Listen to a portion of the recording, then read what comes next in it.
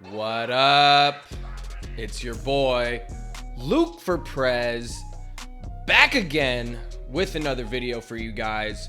Hope everyone is doing great. Today, I'm going to be covering a tiny but extremely important detail that can make a huge difference when it comes to getting beat sales. And that is exactly how to order the beats on your beat store to maximize your profit potential. So what I'm going to do is show you exactly what that formula is and how you can implement it on your beat store today. If you're new to the channel and you're interested in music producer marketing related content, hit that like button, hit that subscribe button, do all the YouTube stuff, because I'm trying to grow this thing, baby. Come on, we need some exponential growth here. I'm grinding. But anyways, let's get into the video. When I first started uploading to BeatStars, I wasn't sure of the best way to present my beats to potential customers. Should I just have everything in chronological order so when a new beat is posted, everything else just gets pushed down one? Or should I try and guess which ones I think will be the best sellers based on my personal favorites and always keep those at the top? So after some careful consideration, I basically decided to keep all of my personal favorites at the top to start. But over time, as I started to get sales, the picture became clearer and clearer.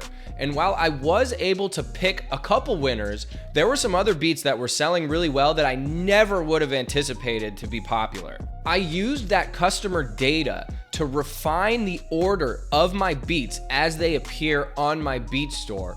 And over time, I was able to come up with the ideal posting order. And it's basically a hybrid of my first two original ideas. In order to give you a very clear visual view of what I'm talking about, I'm gonna switch the angles here and head on over to my computer for the rest of this video. So hang tight. All right. I feel like I should do the what up again. Should I do the what up again? What up? I feel like I needed to. Anyways, here we are on my website, and now I'm going to reveal to you the exact posting order that has worked the best for me in terms of getting sales and presenting the best first impression of your beats to potential customers.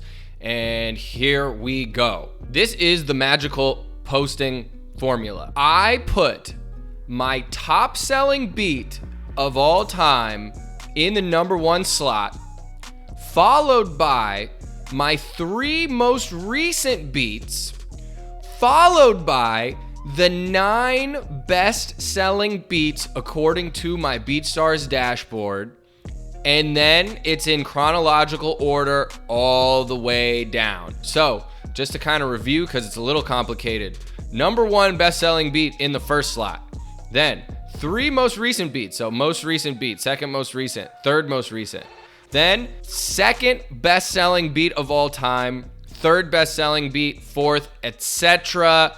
on down to the cutoff, which is resurrected, and then boom, chronological from there. So it's a little confusing and it's a little annoying to maintain. Like, I'm constantly having to rearrange shit. I'm checking my BeatStars sales metrics to see if a beat has moved out of the top 10 or moved into the top 10. When it comes to the featured beat, you might be wondering what I do here and how does that fit into this? Well, I've been selling beats on BeatStars since 2018, so I have a pretty big window of data to look at. And in my experience, the beat in the #1 top slot actually sells better than the beat in the featured slot. I know it's a little counterintuitive because this one's really up there and in your face. So what I do is cycle through a new beat in this featured section once a month, and I just pick a beat that is one of my personal favorites, but that maybe hasn't gotten that many sales, that I think might be being overlooked by potential customers, because maybe it's just buried like super far down here somewhere, right? So it's not a perfect system by any stretch, and that's really due to just the functionality limitations of BeatStars and the other beat store platforms that exist.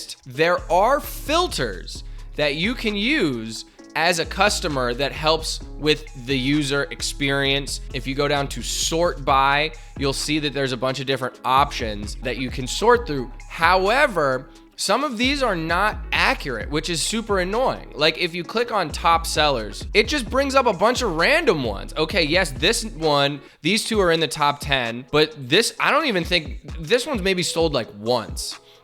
This one's brand new, hasn't sold at all. You know what I'm saying? So like that data is super off. So some of it's accurate, some of it's not. It's different on the pro page than on the Blaze Pro player. Like now I switched over to my pro page. And in order to even get to the filters on the pro page, you have to click browse all tracks. And then they're up here at the top. So the user interface is like totally different. You click on sort by, and then strangely enough, the top sellers on the pro page is accurate, right? But not on the Blaze Pro player. So it's just like a major mess. And I have found that this combination of best-selling beats with newest beats to be the most successful.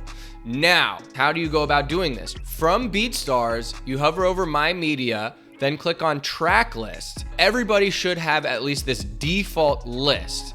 And that is just like the basic order that they start you off with. So if you click on that, you can actually go ahead and rearrange these as you see fit just by clicking on them and dragging, right? By default, when you post a new beat to the platform, it will appear in the #1 slot like that. So what I do is just go ahead and click on Medellin, which again is my best-selling beat ever, and just move that back up to the top. And then if there's a fourth one here, instead of just the 3 most recent ones, I'll bring that fourth one down, just scroll down, boom, place it there. You know what I'm saying? So that is how you arrange the order within BeatStars. Another thing I really wish they would let you do is sort by the artist that the beat sounds like or was intended to sound like. For instance, like my top selling beat, Medellin, I think it's like a Da Baby, Lil Baby type beat, right? So those are the tags that are used. But even with these filters, unfortunately, you can't sort by that. And the subgenre sorting feature is super limited because BeatStars doesn't have a whole lot of subgenres to choose from.